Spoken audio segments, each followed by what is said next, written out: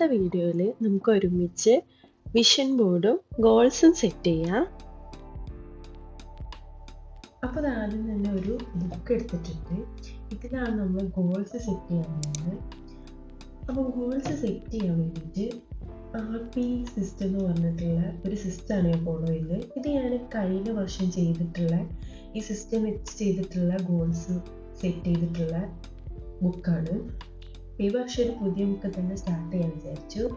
കുറച്ചൊക്കെ ChatGPTയിലും സഹായം തേടുന്നുണ്ട്.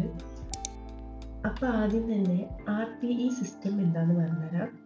Reflect, plan, execute and review ആണ് ഈ സിസ്റ്റത്തിൻ്റെ ഒരു ഫുൾ ഫോം എന്ന് പറയുന്നത്. റിഫ്ലക്റ്റ് എന്ന് പറയുമ്പോൾ ആദ്യം തന്നെ നമ്മൾ കഴിഞ്ഞു പോയ വർഷം എങ്ങനെയുണ്ടെന്ന് ഒന്ന് റിഫ്ലക്റ്റ് ചെയ്തെടുക്കുക. അതായത് ആ വർഷത്തിൽ നമുക്കുണ്ടായ നേട്ടങ്ങൾ എന്തൊക്കെ, എവിടെയൊക്കെ നമുക്ക് പാളിച്ച വന്നത്, അതൊക്കെ നോക്കുക. അതാണ് റിഫ്ലക്റ്റ് എന്ന് പറയുന്ന ഏരിയയിൽ വരുന്നത്. പിന്നെ പ്ലാൻ ചെയ്യുക, അതുപോലെ അത് എക്സിക്യൂട്ട് ചെയ്തിട്ട് റിവ്യൂ ചെയ്യുക. അതാണ് ഈ സിസ്റ്റത്തിലുള്ളത്. അപ്പോൾ ഞാൻ ഇതുപോലെ ഒരു വട്ടം വരച്ചിട്ടുണ്ട്. ഈ ഏരിയയിൽ നമ്മൾ റിഫ്ലക്റ്റ് ചെയ്യാനാണ് പോകുന്നത്. ഈ ഒരു വട്ടത്തിനെ ഞാൻ 8 ഭാഗമായിട്ട് മാറ്റുന്നുണ്ട്.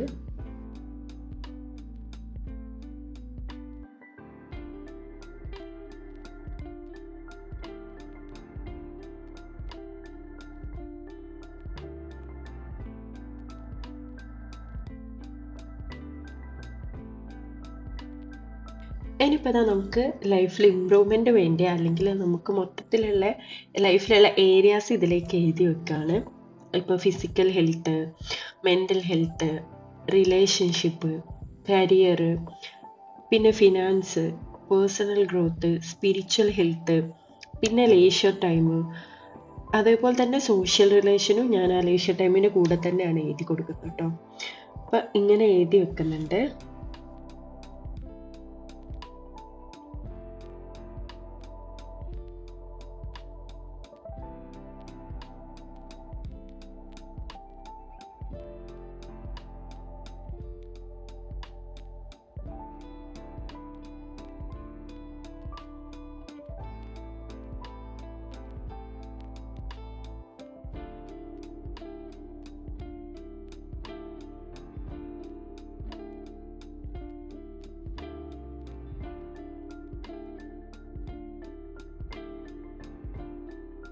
ഇനിയിപ്പോൾ ഈ എല്ലാ ഏരിയയും കഴിഞ്ഞ വർഷം എത്രത്തോളം ഞാൻ സാറ്റിസ്ഫൈഡ് ആണ് എന്നുള്ളതൊന്ന് മാർക്ക് ചെയ്യുന്നുണ്ട്. അതായത് 10-ലിപ്പം എത്ര മാർക്ക് ഓരോ ഏരിയക്കും കൊടുക്കുന്നു. ഇപ്പം ഹെൽത്തിനാണെങ്കിൽ ഒരു 8, അങ്ങനെ ഓരോ ഏരിയക്കും മാർക്ക് ചെയ്തിട്ടുണ്ട്. ഇനിയിപ്പോൾ വേറൊരു പേജിൽ ഓരോ ഏരിയയിൽ എനിക്ക് വേണ്ട ഇമ്പ്രൂവ്മെൻറ്റ്, ഇപ്പം നേരത്തെ നമ്മൾ മാർക്ക് ചെയ്തതിൽ കുറഞ്ഞ ഏരിയയിൽ കൂടുതൽ ഇമ്പ്രൂവ് ആവണം. അപ്പം അങ്ങനെ ഓരോന്നിലും എന്തൊക്കെ മാറ്റങ്ങളാണ് വേണ്ടതെന്ന് എഴുതി വെക്കുന്നുണ്ട്. ഇപ്പം ഫിസിക്കൽ ഹെൽത്തിലാണെങ്കിൽ നന്നായിട്ട് വെള്ളം കുടിക്കുക, മൂവ്മെൻറ്റ്സ് ഉണ്ടാക്കുക, ഹെൽത്തി ആയിട്ടുള്ള അല്ലെങ്കിൽ ക്ലീൻ ഫുഡ് കഴിക്കുക, ഇതൊക്കെയാണ് ഞാൻ എഴുതുന്നത്. പിന്നെ മെൻ്റൽ ഹെൽത്തിൽ കുറച്ചും കൂടി സ്ട്രെസ് മാനേജ് ചെയ്യാൻ കഴിയുക, അതേപോലെ മൈൻഡ്ഫുൾനെസ് പ്രാക്ടീസ് ചെയ്യുക, കുറച്ചും കൂടി ഹെൽത്തി റിലേഷൻഷിപ്പ് ആക്കാൻ വേണ്ടിയിട്ട് എന്തൊക്കെ കാര്യങ്ങൾ ചെയ്യാം, അതേപോലെ കരിയറിൽ എങ്ങനെ ഇമ്പ്രൂവ് ചെയ്യാം, അങ്ങനെ ഓരോ ഏരിയയിലും ഞാൻ എഴുതി വെക്കുന്നുണ്ട്. ഇപ്പോൾ സ്പിരിച്വൽ ഏരിയയിലൊക്കെ കുറച്ചും കൂടി മെഡിറ്റേഷൻ, പ്രെയർ, ഇതൊക്കെ ഇൻക്ലൂഡ് ചെയ്യുന്നുണ്ട്. പിന്നെ പേഴ്സണൽ ഗ്രോത്തിൽ കുറച്ചുകൂടി ന്യൂ ഹാബിറ്റ്സ് കൊണ്ടുവരാൻ ശ്രമിക്കുക. പിന്നെ ലേഷ്യർ ടൈമിൽ നമുക്ക് എന്തൊക്കെ ഫൺ ആക്ടിവിറ്റീസ് ചെയ്യാം, അല്ലെങ്കിൽ സോഷ്യലായിട്ട് കുറച്ചുകൂടി ആൾക്കാരോട് എങ്ങനെ ഇടപെടാം, ഇതൊക്കെയാണ് ഞാൻ എഴുതിക്കുന്നത്. എന്നിട്ട് ഇപ്പോൾ എഴുതിയിട്ടുള്ള കാര്യങ്ങളൊക്കെ സ്മോൾ സ്റ്റെപ്സ് ആയിട്ട് എഴുതിക്കുന്നുണ്ട്. ഇപ്പോൾ വെള്ളം കുടിക്കുക, അല്ലെങ്കിൽ മൂവ്മെൻറ്റ്സ് ഉണ്ടാക്കുക, അങ്ങനെയൊക്കെ എഴുതി വെച്ചത്. അതൊക്കെ എത്ര വേണം, എങ്ങനെയൊക്കെ അത് ഫോളോ അപ്പ് ചെയ്യണം. ഇപ്പോൾ പെട്ടെന്ന് ഒരു ദിവസം വെച്ചിട്ട് നമുക്ക് മാറാൻ പറ്റില്ലല്ലോ. അപ്പോൾ അങ്ങനെ ചെറിയ ചെറിയ മാറ്റങ്ങൾ എങ്ങനെ വരുത്തണമെന്നും എഴുതി വെച്ചിട്ടുണ്ട്. ഇനിയിപ്പോൾ അത് കഴിഞ്ഞിട്ട് റിവ്യൂ മെത്തേഡ് എങ്ങനെ വേണമെന്ന് എഴുതിക്കുന്നുണ്ട്. ഇപ്പം ഞാൻ ചെയ്യാൻ ഉദ്ദേശിക്കുന്നത് 4 ക്വാർട്ടേഴ്സ് മെത്തേഡിലൂടെയാണ്. അതായത് ഫസ്റ്റ് ക്വാർട്ടറിൽ ജനുവരി, ഫെബ്രുവരി, മാർച്ച്, അത് കഴിയുമ്പോൾ ഒരു റിവ്യൂ എടുക്കുക. പിന്നെ ഏപ്രിൽ, മെയ്, ജൂൺ ഒരു റിവ്യൂ എടുക്കുക. പിന്നത്തേൽ ജൂലൈ, ഓഗസ്റ്റ്, സെപ്റ്റംബർ, പിന്നത്തേൽ ഒക്ടോബർ, നവംബർ, ഡിസംബർ, ഇങ്ങനെ റിവ്യൂ എടുക്കാമെന്നാണ് ഞാൻ വിചാരിക്കുന്നത്. അപ്പോൾ ഇതാ ഗോൾസൊക്കെ ഏകദേശം സെറ്റ് ചെയ്തു, എങ്ങനെ റിവ്യൂ ചെയ്യണം കാര്യങ്ങളൊക്കെ സെറ്റ് ചെയ്തു. ഇനി ഇതിനനുസരിച്ചിട്ടുള്ള ഇപ്പോൾ നമുക്ക് വേണ്ട ഗോൾസിനനുസരിച്ചിട്ടുള്ള പിക്ചേഴ്സ് പിൻട്രസ്റ്റ് പോയി ഞാൻ ഡൗൺലോഡ് ചെയ്തെടുക്കുന്നുണ്ട്.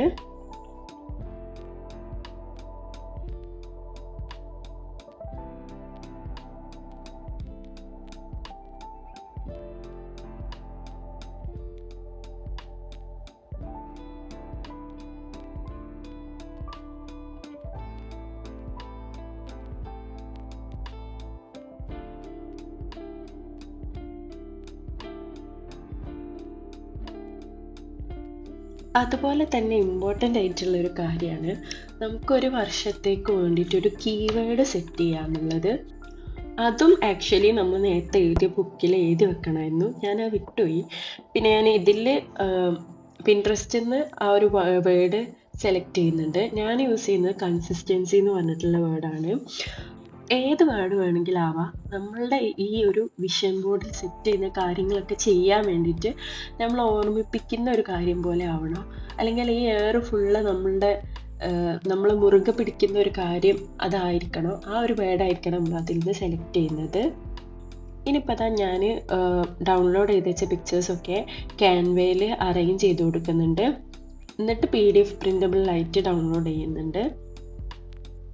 ഇനിയിപ്പോൾ അത് പ്രിൻ്റ് ഔട്ട് എടുത്തിട്ടുള്ളത് കാണാം. ഇത് പിറ്റേ ദിവസമാണ്, ഞാൻ പ്രിൻ്റ് ഔട്ട് എടുത്തതിന് ശേഷമുള്ള കാര്യങ്ങളാണ്. ഞാനിപ്പോൾ ഇത് അവിടെ ഒരു ബ്ലാക്ക് ചാർട്ടാണ് എടുക്കുന്നത്. കുറച്ചുകൂടി കട്ട് കിട്ടാൻ വേണമെങ്കിൽ അതിൻ്റെ അടിയിൽ കാർഡ്ബോർഡ് യൂസ് ചെയ്യാം. ഞാനിപ്പോൾ ഒന്നും യൂസ് ചെയ്യുന്നില്ല, സ്റ്റിക്ക് ചെയ്ത് കൊടുക്കാമെന്നാണ് വിചാരിക്കുന്നത്. എന്നിട്ട് അതിൻ്റെ കറക്റ്റ് മെഷർമെൻറ്റിൽ വെട്ടിയെടുക്കുന്നുണ്ട്.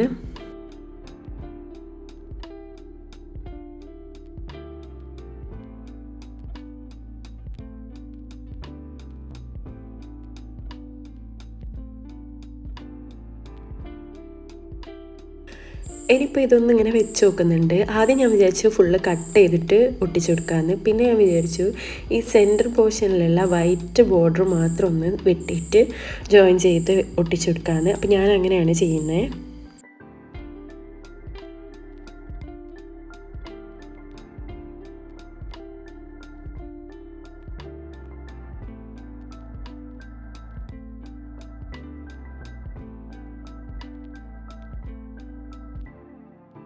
ഇനിയിപ്പോൾ ഇതാ ഇത് ഒട്ടിച്ചതിന് ശേഷം കുറച്ച് ബ്ലാക്ക് ചാർട്ട് പേപ്പർ ഒന്ന് ലെവൽ ചെയ്യാണ്ടായിരുന്നു, അതൊക്കെ ജസ്റ്റ് ഒന്ന് വരച്ചിട്ട് കട്ട് ചെയ്ത് കൊടുക്കുന്നുണ്ട്. അപ്പോൾ ഒട്ടിക്കൽ പരിപാടിയൊക്കെ കഴിഞ്ഞു. ഇനി ഇത് വാളിൽ സ്റ്റിക്ക് ചെയ്യണം. അതിന് വേണ്ടിയിട്ട് ഞാൻ ഗ്ലൂ ഡ്രോപ്സ് ആണ് എടുക്കുന്നത്.